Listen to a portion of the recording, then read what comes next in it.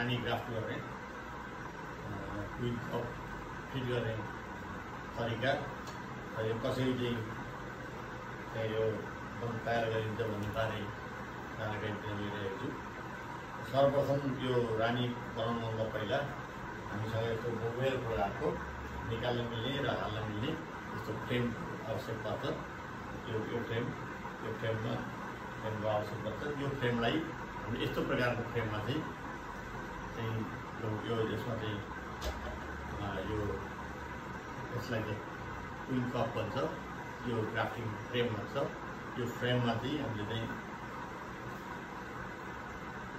यो बच्चा जब 3 दिनका फुलबाट निस्केको 3 दिनभित्रको बच्चा चाहिँ यहाँ आएर रोइले निस्केको बच्चा यसमा सबैमा राखेको त्यसपछि यसलाई चाहिँ यसरी चाहिँ राखिन्छ।